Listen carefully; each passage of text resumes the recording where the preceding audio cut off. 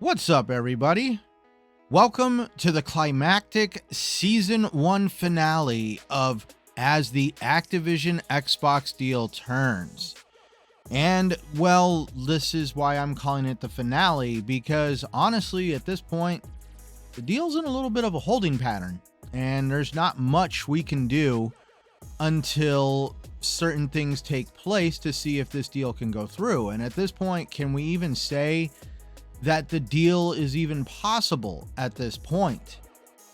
Let's kind of just explore a few ideas and also hear a couple hard truths. Let's just start with, for starters, Microsoft got distracted by Sony and the whole Call of Duty argument. We all did. We all know the articles and the whining and crying from Jim Ryan. It was a really good circus act, a very distracting one, and it worked. I mean, Microsoft and all of us became so hyper-focused on Call of Duty and the existence of the PlayStation console, we completely ignored some of the facts that were left on the table. And the big one was when the CMA came out saying that there was no substantial lessening of competition when it came to the console market, but they left the cloud market still in that dark document on the table for area for discussion, we'll call it. But let's also look at the problem that Microsoft backed themselves into with that whole ordeal. For starters, they were cutting cloud deals with companies that use the Azure systems. They weren't including other companies like Amazon or any of their rivals. I know you don't want to include your rival, but when you have $69 billion on the line, dude, it's just Call of Duty. Maybe you should have reached out to Amazon and asked them, hey, do you want some help possibly getting Call of Duty on Luna? It's not a great idea, don't get me wrong, but it's better than what the CMA pulled. But obviously, since Microsoft wasn't really exploring the idea of letting anybody use their games that weren't already part of the cloud system, it kind of built onto the monopoly that the CMA says that Microsoft has. And honestly, can we really say it's a monopoly?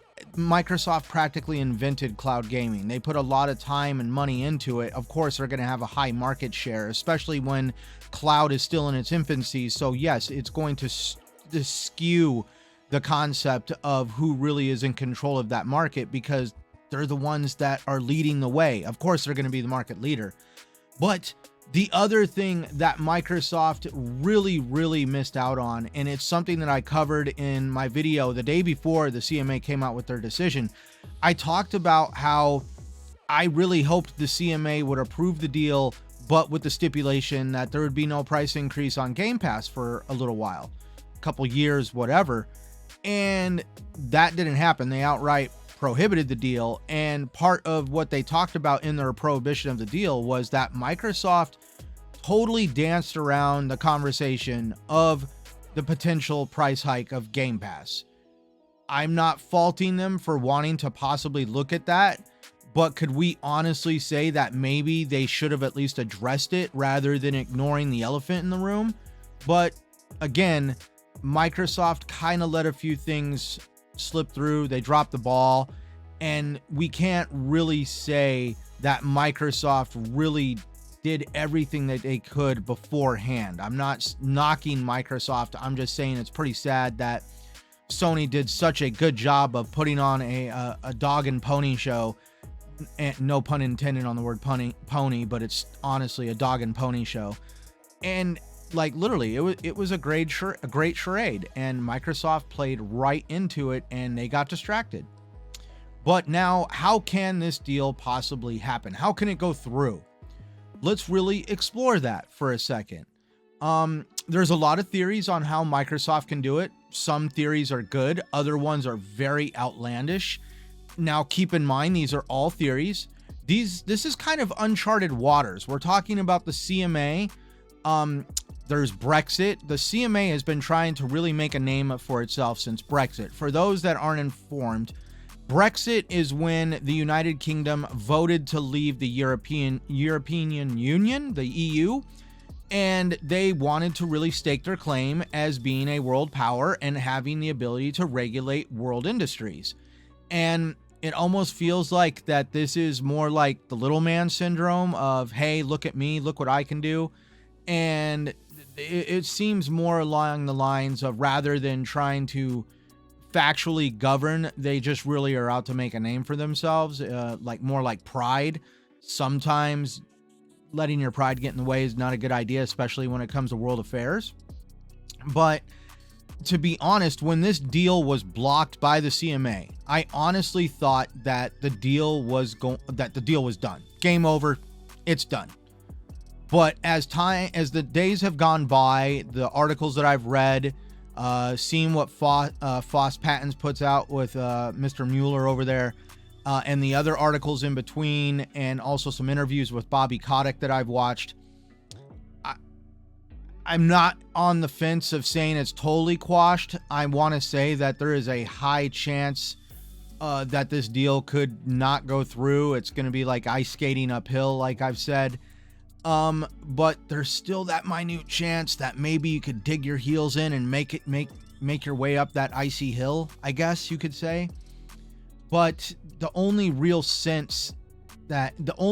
logical idea that I've been able to get out of all the ideas that the Microsoft could get this deal across the line with is the governmental override. We know that the UK does have powers to do stuff like that.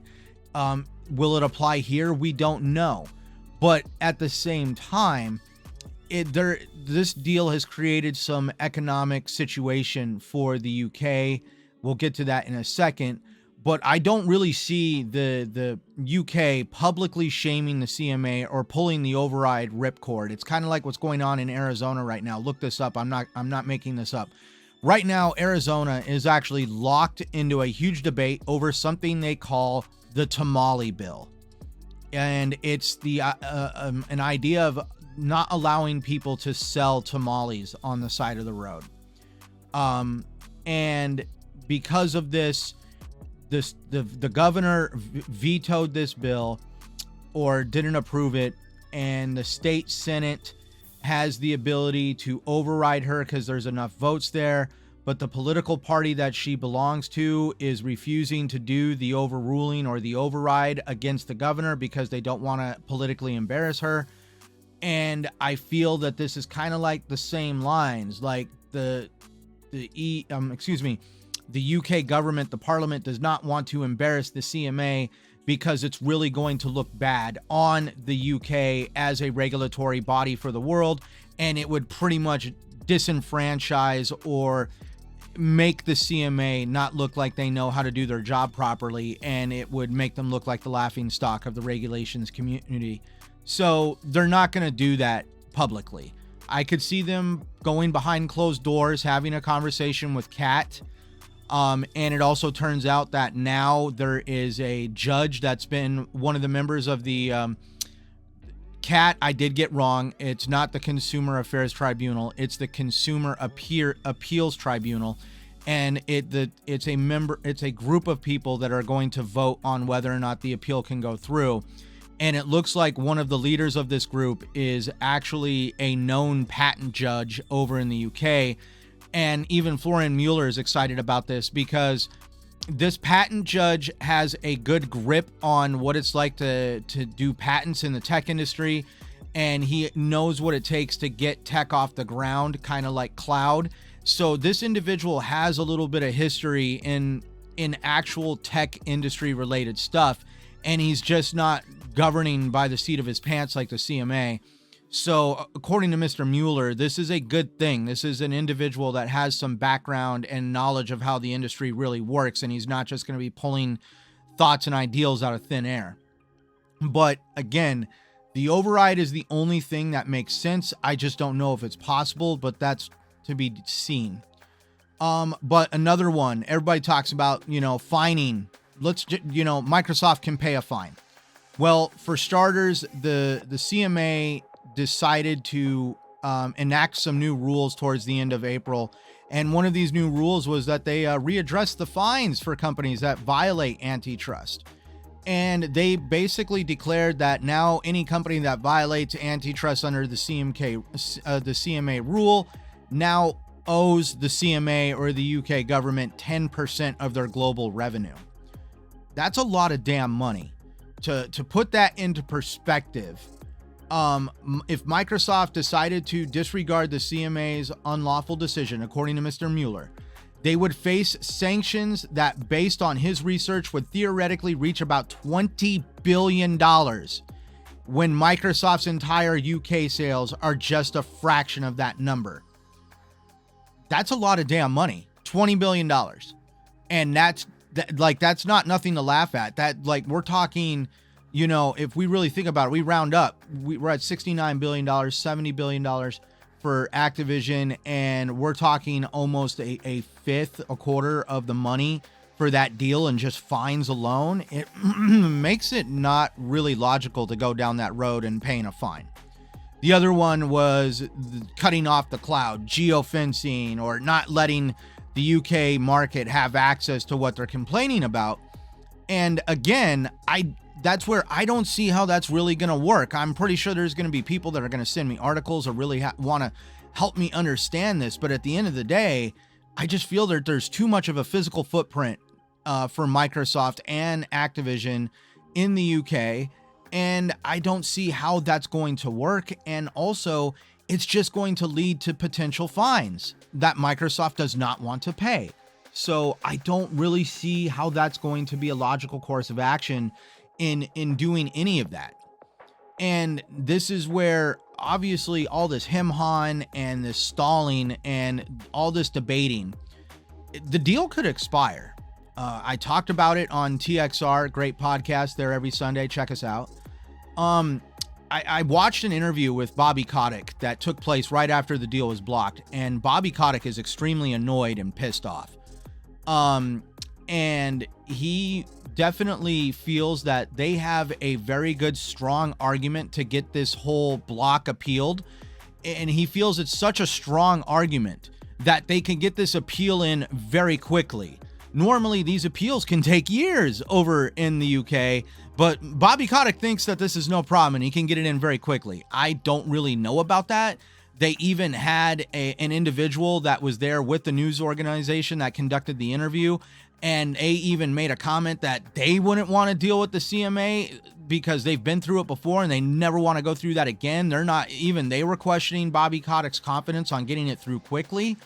And Bobby Kotick feels he can get this deal through so quickly that they don't need to renegotiate the contract at this point. So what happens when we get closer and closer to that expiration date? Are they going to renegotiate? Because if there is a renegotiation, what if by some chance that $3 billion that's in the contract, as if the deal doesn't go through, Activision gets $3 billion? What if that gets renegotiated down? Why? That's probably why Bobby Kotick doesn't want to renegotiate it. And so that's where I'm also on the fence on, is this deal going to be able to be done in enough amount of time to where it's going to satisfy what is in the contract for when this deal is set to expire? There's a lot of ifs and possibilities that can take place here. But let's also explore what the UK has done to itself. We all know that the UK has really wanted to be a tech hub for Europe. They are actually considered like the Silicon Valley of Europe. There's a lot of tech industry there. And now we're starting to see that the tech industry is probably going to have some prohibition themselves of the UK market that could possibly take place. For starters, Activision Blizzard CEO also indicated that the CMA's outrageous behavior would impact his company's job creation in the UK. There are already companies that are delisting themselves from the London Stock Exchange in favor for the US stock market. That's been happening for a little while now, and it looks like it's going to potentially get worse. And even a UK media journalist said that this decision with the CMA kills the UK gaming industry. And it's very concerning. He even made a wild claim saying that Microsoft was going to pull out of the UK. I don't really see Microsoft pulling out of the UK. I don't see them abandoning it like my mother abandoned me. I really see them just maintaining the status quo, keeping what's already there, hiring who they need when they need to keep the projects that they have going forward, but I don't really see them having huge studio expansions or mass hiring to expand a studio's growth. I really do see that any big projects that Microsoft was wanting to use some of their UK studios for, they will probably send some of those new projects to studios outside of the UK. And this is going to potentially create some UK issues. Some tech job issues in the UK. Let's really explore that. You're going to have people going to college for tech in the UK. And as they graduate, they're going to be looking for jobs. But if the tech industry decides to do a prohibition of the UK economy, these individuals are not going to have an easy time finding jobs. And those already in tech are going to hold on to those jobs. And that's where it's going to potentially make it to where people are not going to want to go to school for tech. And it's going to have this whole snowballing effect for the tech industry in the UK. Again, that's just my opinion. I'm not stating it as fact, but just to remind you, the CMA has already taken a stance. They're wanting to increase the fines for tech companies and anybody who doesn't listen to antitrust regulation through the CMA. And it just does not look good to say, hey, we want everybody in tech to come to our country to help with economic growth and expanding your growth as a company. But we're also going to be extremely, extremely stringent, and we're going to have absolutely asinine skyrocketing fines for those that don't listen to us.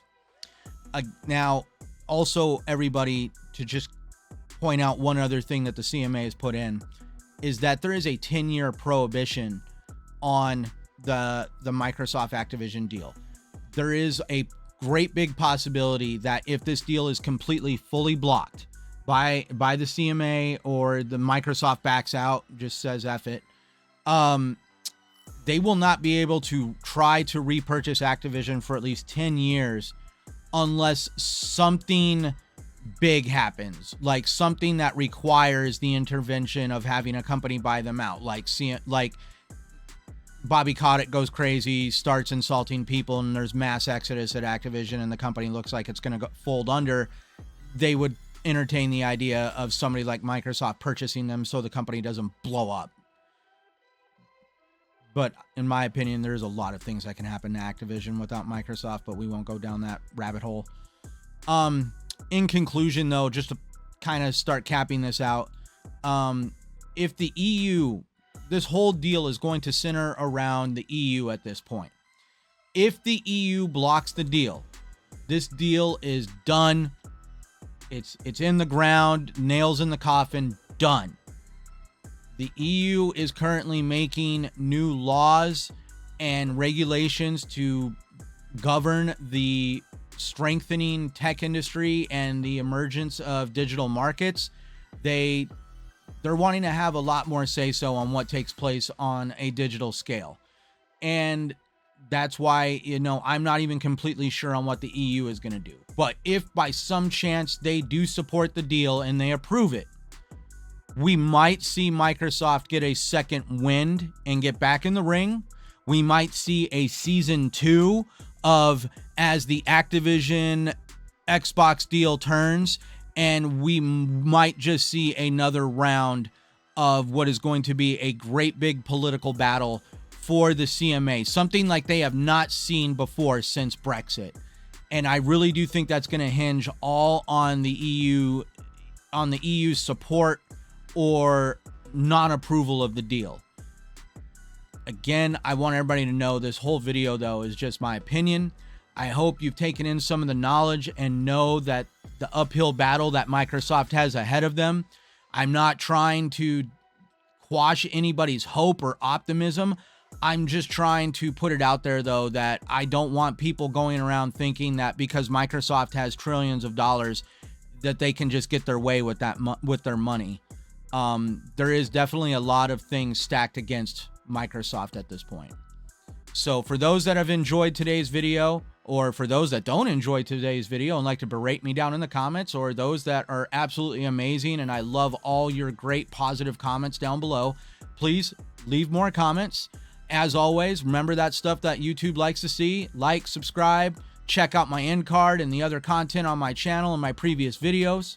I am Centurion1307, and I need to always tell everybody that no matter what anybody says, be sure to play the games that you love where you want. Thank you for watching.